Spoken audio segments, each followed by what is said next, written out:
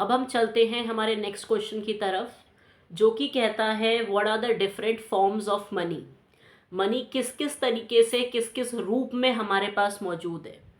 तो आप क्या करेंगे, आप हेडिंग डाल सकते हैं फॉर्म्स ऑफ मनी, और फिर आप दो चार्ट्स में, दो ब्रांचेस में इसे बांटकर एक तरफ लिख सकते हैं करेंसी और एक तरफ लिख सकते हैं बैंक।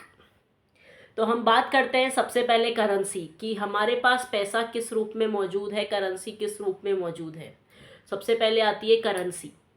करेंसी में नोट्स भी आते हैं और कॉइन भी आते हैं। पेपर नोट्स जो होते हैं वो भी आते हैं और कॉइन्स भी आते हैं। पहले के ज़माने में जो ये कॉइन्स होते थे ये सिल्वर, गोल्ड, कॉपर के हुआ करते थे, लेकिन अब इस तरह का कोई सिस्टम नहीं है। ये सारे मिक्स्ड मेटल के बने हुए होते हैं जिसे हम अलॉय कहते हैं। उस तरीके से ये सिक्के बने हुए होते हैं और पेपर नोट बने हुए होते हैं अलग तरीके से।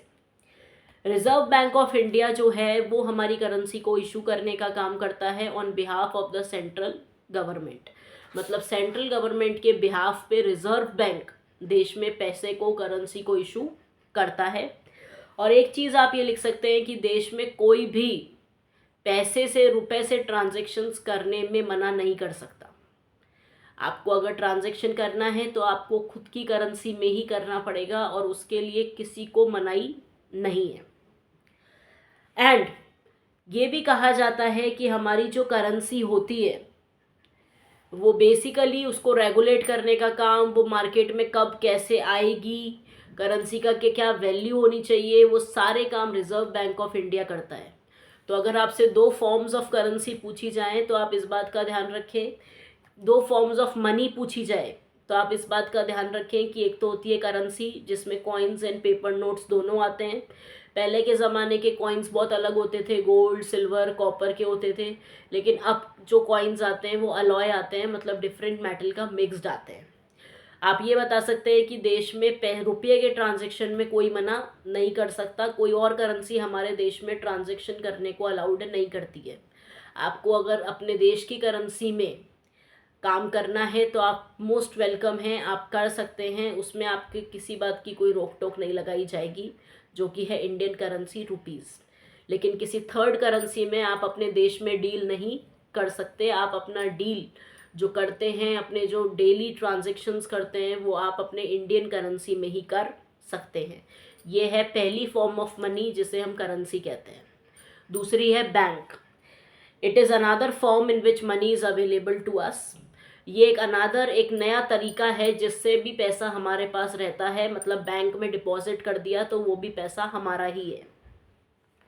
अब क्या हो गया है, अब लोग अपना जो डिपॉजिट है वो करवाते हैं बैंक में to keep it safe and in return interest rate is charge. अब लोग क्या करते हैं, लोग बैंक में डिपॉजिट इसलिए करवाते हैं जिससे उनका पैसा सेफ रहे और उसके रिटर्न में वो कुछ इंटरेस्ट रेट भी पे करते हैं। लेकिन मनी सेफ रहे, किसी और के हाथ ना लगे, इसलिए बैंक्स की हेल्प ली जाती है।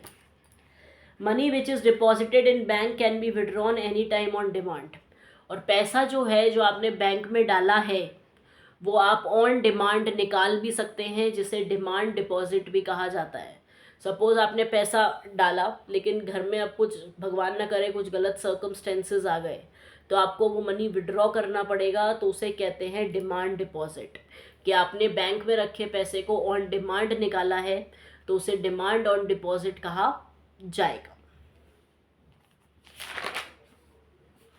उसके बाद हम बात करते हैं चेक की। चेक क्या होता है? चेक एक पेपर है, इंस्ट्रक्टिंग पेपर।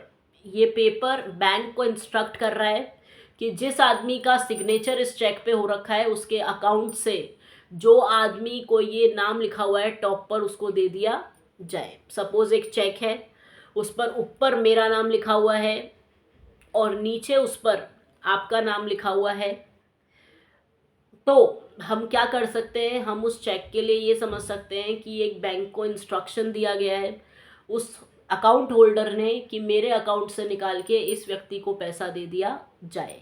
बैंक एक इंस्ट्रक्टिंग पेपर होता है, जो बंदा साइन करता है उसके अकाउंट से जिसके नाम पर वो चेक है उसे अमाउंट दे दिया जाए। इस तरीके से चेक काम करता है।